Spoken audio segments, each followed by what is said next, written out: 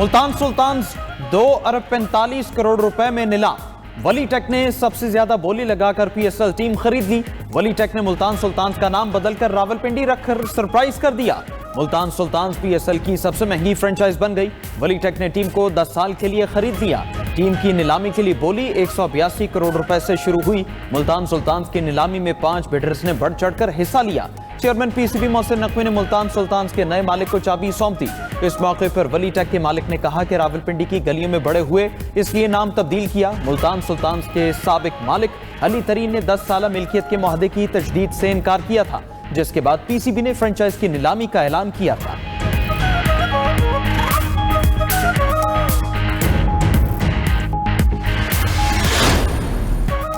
میں کسی کی دھمکی سے ڈرتا ہوں نہ حکومت، اور فیلڈ مارشل کا تو آپ کو پتہ ہی ہے. Chairman P C B Mohsin Naqvi کی پریس کانفرنس. کہا کہ آئی سی سی والے ہمارے مہمان تھے، چیزیں بہتر ہوں گی، گھر آئے مہمان کو عزت دی جاتی ہے. بنگلہ دیش کے حوالے سے معاملہ چل رہا ہے، انتظار کر رہے ہیں کہ آئی سی سی کا کیا موقف آتا ہے. پی ایس ایل کو دنیا کا سب سے بڑا برانڈ بنانا ہمارا ہدف ہے. پی ایس ایل کھیلنے عالمی پلیئرز پاکستان آ رہے ہیں.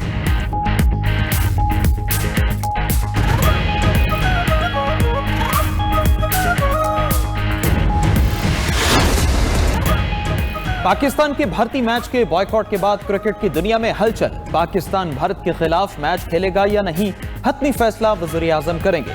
24 گھنٹے میں بڑا بریک تھرو متوقع. چیئرمین پی سی بی کی وزیر اعظم شہباز شریف سے جلد ملاقات متوقع. محسن نقوی تمام صورتحال سے وزیر اعظم کو بریف کریں گے. وزیر اعظم کی ہدایات کے مطابق پی سی بی اپنا رد عمل دے گا. ادھر آئی سی سی، پاکستان کرکٹ بورڈ اور بنگلہ دیش کرکٹ بورڈ کے طویل مذاکرات. آئی سی سی نے بنگلہ دیش کرکٹ بورڈ کے مطالبات پر مثبت رد عمل دیا. بنگلہ دیش کے ساتھ زیادتی کے ازالے کے لیے فارمولہ تیار. ڈپٹی چیئرمین آئی سی سی تجاویز کی حتمی منظوری کے لیے واپس چلے گئے. بنگلہ دیش بورڈ کے صدر امین الاسلام بھی اپنی حکومت کو بریف کریں گے. باہمی فارمولے پر اتفاق کے بعد آئی سی سی اور بی سی بی کا دوبارہ رابطہ ہوگا.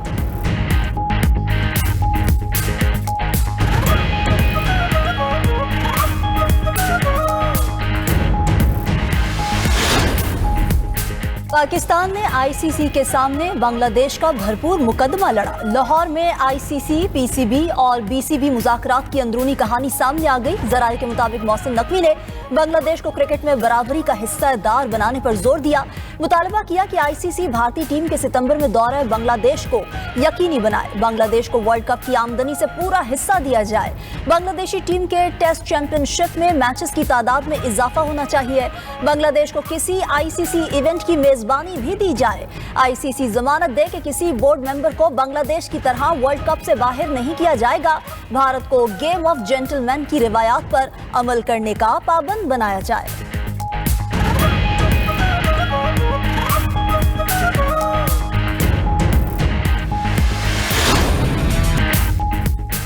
سابق کرکٹرز کی بھارتی منمانی کے خلاف آواز اٹھانے پر پاکستان کی تعریف. T20 ورلڈ کپ پر 92 نیوز کی خصوصی ٹرانسمیشن جاری.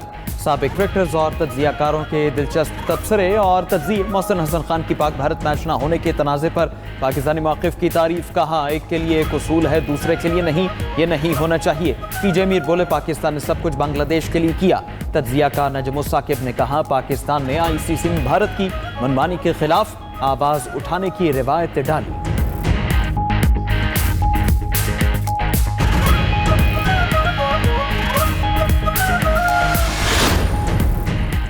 نیو یارک ٹائمز نے بھارتی کرکٹ کی بالادستی کا پردہ فاش کر دیا. بھارت میں کھیل اور سیاست کے ملاپ نے عالمی کرکٹ میں کشیدگی پیدا کر دی.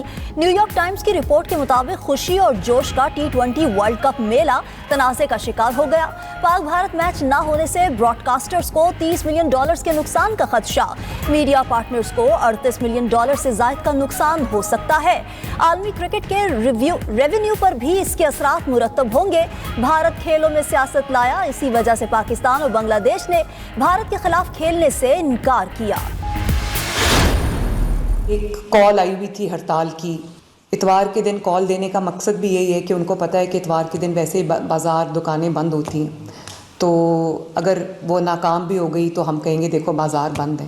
پنجاب میں زیرو ہڑتال تھی، زیرو ہڑتال، زیرو شٹر ڈاؤن، زیرو پہیا جام. عوام نے جو شٹر ڈاؤن پہ کریک ڈاؤن کیا ہے نا، نہ صرف یہ کہ رسپونڈ نہیں کیا بلکہ اس طرح سے اگنور کیا ہے کہ اس کی شاید مثال نہیں ملتی. لوگوں نے ایک نیگیٹو چیز چھوڑ کے انہوں نے ایک پازیٹیوٹی کو اپنایا. عوام نے جلاؤ گھراؤ کی سیاست کو دفن کر دیا. پنجاب میں کسی بھی جگہ ہڑتال نہیں ہوئی. منفی رویوں فتنہ فساد کے کلچر کو یکسر رد کر دیا گیا. وزیر اعلیٰ پنجاب مریم نواز کا بسنت فیسٹیول کے حوالے سے خطاب. کہا کہ اربوں افراد غربا کو کاروبار بند کرنے کی کال دیتے ہیں. عوام نے انتشاری ٹولے کی ہڑتال کو مکمل ناکام بنا دیا. پنجاب میں زیرو ہڑتال، زیرو شٹ ڈاؤن، زیرو پہیا جام تھا. اس بار پی ٹی آئی کی عیاری نہیں چلی. اتوار کے دن ویسے ہی دکانیں اور کاروبار بند ہوتا ہے. مزید کہا کہ ملک بھر سے عوام بسنت منانے لاہور آئے. لوگوں نے خوشی خوشی قوانین پر عمل کیا. لاہور میں بسنت پر 10 لاکھ گاڑیاں داخل ہوئیں.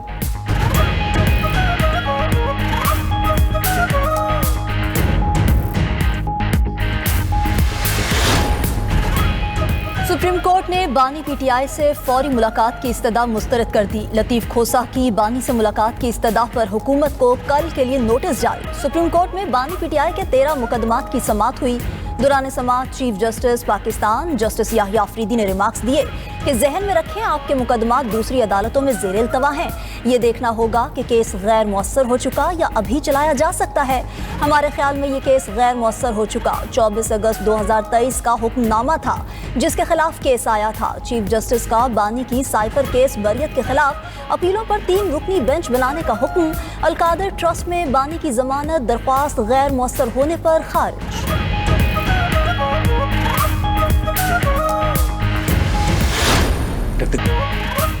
وزیر اعظم کا آرٹیفیشل انٹیلیجنس میں $1 ارب خرچ کرنے کا اعلان. شہباز شریف کا ملک کو جدید تقاضوں سے ہم آہنگ کرنے کا عزم. اسلام آباد میں انڈس اے آئی ویک کی افتتاحی تقریب سے خطاب میں وزیر اعظم نے کہا کہ پاکستان اے آئی میں عالمی سطح پر قدم رکھنے کے لیے تیار ہے. اے آئی میں $1 ارب 2030 تک خرچ کیے جائیں گے. مصنوعی ذہانت کے شعبے میں 1000 مکمل funded P H D scholarships دیں گے. آئی ٹی سے وابستہ نہ ہونے والے 10 لاکھ افراد کو بھی اے آئی کی تربیت ملے گی. Indus A I week technological منظرنامہ بدل دے گا. لاہور میں پہلی آئی ٹی یونیورسٹی قائم کی گئی ہے.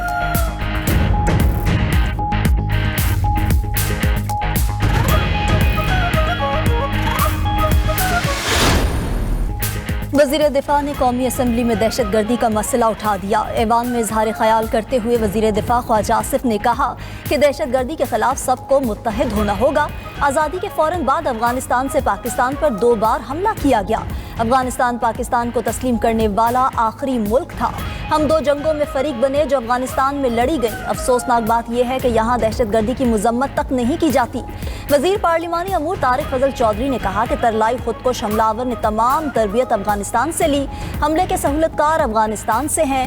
ان کا افغانستان آنا جانا رہتا تھا. اس وقت سہولت کاروں کے خلاف سیکیورٹی اداروں کی کارروائیاں جاری ہیں.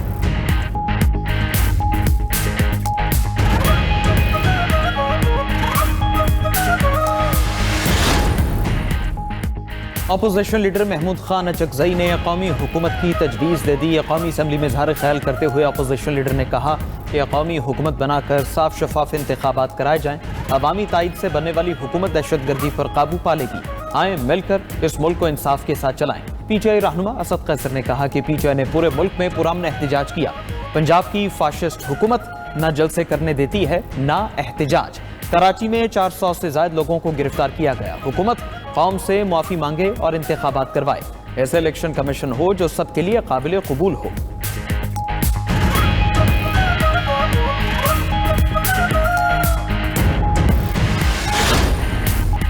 مسلم لیگ نون کے صدر نواز شریف سے ازبک سفیر کی ملاقات. 2 طرفہ اقتصادی تعاون بڑھانے اور باہمی دلچسپی کے امور پر تبادلہ خیال. ازبک سفیر نے نواز شریف کو ازبکستان کے صدر شوکت مرزایوف کا خط پہنچایا. خط میں ازبک صدر نے لکھا کہ نواز شریف پاکستان کے محب وطن بیٹے ہیں. انہوں نے پاکستانی عوام کے لیے شاندار منصوبے بنائے. ازبک صدر نے وزیر اعلیٰ پنجاب کے عوامی فلاحی منصوبوں کی تعریف کی. ازبک صدر کی نواز شریف اور وزیر اعلیٰ پنجاب مریم نواز کو ازبکستان کے دورے کی دعوت.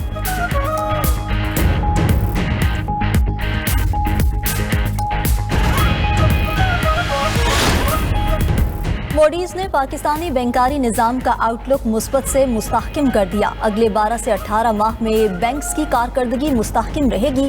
موڈیز رپورٹ کے مطابق پاکستان کے معاشی حالات میں بتدریج بہتری آ رہی ہے.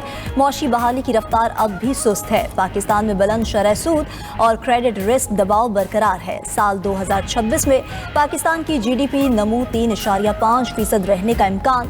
بیرونی فائنانسنگ اور مہنگائی سے متعلق خدشات بدستور موجود ہیں. وزیر اعظم شہباز شریف کا بینکاری نظام کا آؤٹ لک مستحکم ہونے کا خیر مقدم.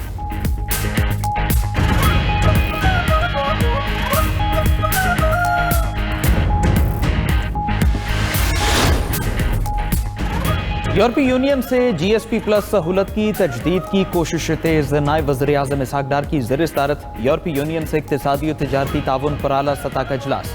جی S P plus framework کے تحت تجارت کے فروغ پر زور. اجلاس میں جی ایس پی پلس کے تحت تمام ذمہ داریوں کی مکمل پاسداری کا عزم دہرایا گیا.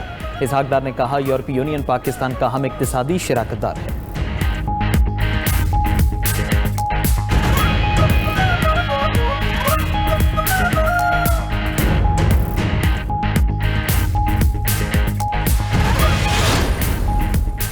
عالمی عدالت برائے ثالثی میں سنتاس معاہدے کی خلاف ورزی پر پاکستان کا بھارت کے خلاف مقدمہ.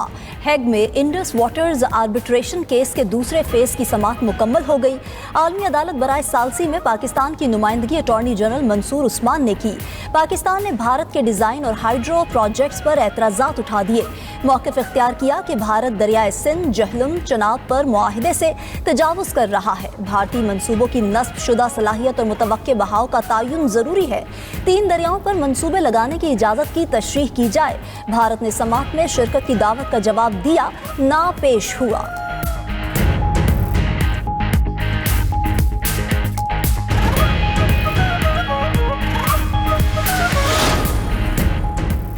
چیف جسٹس پاکستان کی اقوام متحدہ کے ساتھ عدالتی اصلاحات پر اہم ملاقات. U N D P, U N women, UNICEF, U N O D C اور U N F P A کے نمائندوں کی ملاقات میں شرکت. اعلامیے کے مطابق ملاقات میں پاکستان کے نظام انصاف میں اصلاحاتی ترجیحات پر تفصیلی تبادلہ خیال ہوا. تکنیکی معاونت، عدالتی تربیت اور ڈیٹا پر مبنی اصلاحات پر تعاون پر اتفاق. چیف جسٹس نے انصاف تک رسائی اور عدالتی کارکردگی بہتر بنانے کے اقدامات پر بریفنگ دی.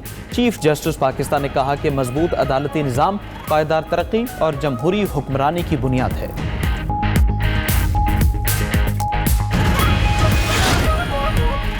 حقیقی آزادی مارچ کے 2 مقدمات میں سابق وزیر اعلیٰ خیبر پختونخوا علی امین گنڈاپور اور عمر ایوب خان اشتہاری قرار. ڈسٹرکٹ اینڈ سیشن کورٹس اسلام آباد نے ملزمان کے دائمی وارنٹ گرفتاری جاری کر دیے. ادھر اے ٹی سی اسلام آباد نے دہشت گردوں سے روابط کیس میں پی ٹی آئی رہنما رؤف حسن اور احمد بکاس جنجوعہ پر فرد جرم عائد کر دی.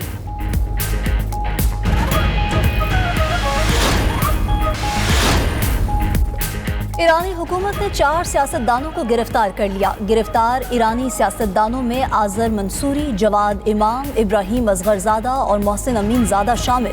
گرفتاریاں حالیہ مظاہروں کے بعد جاری کریک ڈاؤن پر ہوئیں. ادھر ایرانی عدالت نے نوبیل انعام یافتہ نرگس محمدی کو 6 سال قید کی سزا سنا دی. 53 سالہ نرگس محمدی کو جرائم کی منصوبہ بندی اور ملی بھگت کے الزام میں سزا سنائی گئی. اسرائیل نے مقبوضہ مغربی کنارے میں یہودیوں کو زمین خریدنے کی اجازت دے دی. اردن کی مقبوضہ مغربی کنارے سے متعلق اسرائیلی اقدامات کی سخت مذمت. اردن وزارت خارجہ کے مطابق اسرائیلی اقدام فلسطینیوں کی آزاد ریاست کے حق پر حملہ ہے. ادھر چین نے اسرائیل میں نئی سرمایہ کاری روک دی.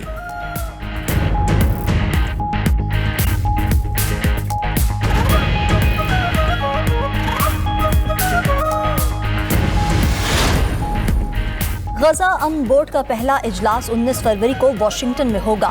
وزیر اعظم شہباز شریف کی اجلاس میں شرکت متوقع. اجلاس میں غزہ میں انسانی امداد پائیدار امن پر غور ہوگا. ذرائع کے مطابق وزیر اعظم شہباز شریف کی شرکت کا فیصلہ چند روز میں ہوگا. ادھر 18 اسلامی ممالک کی غزہ میں جنگ بندی کی اسرائیلی خلاف ورزیوں کی مذمت. عالمی برادری سے اسرائیلی جارحیت رکوانے کا مطالبہ کر دیا.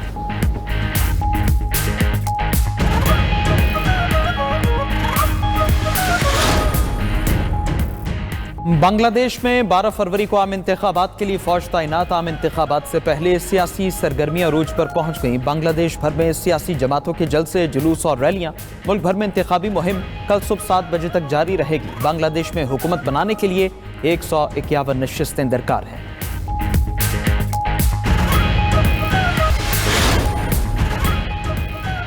शिगर में स्तूली ब्याफो ग्लेशियर के मकाम पर कामयाब ट्रॉफी हंटिंग। गैर मुल्की शिकारी ने 40 इंच लंबे सींग वाले हिमालयन मारखोर का शिकार किया। गैर मुल्की शिकारी ने मारखोर के शिकार के लिए $6,600 अदा किए।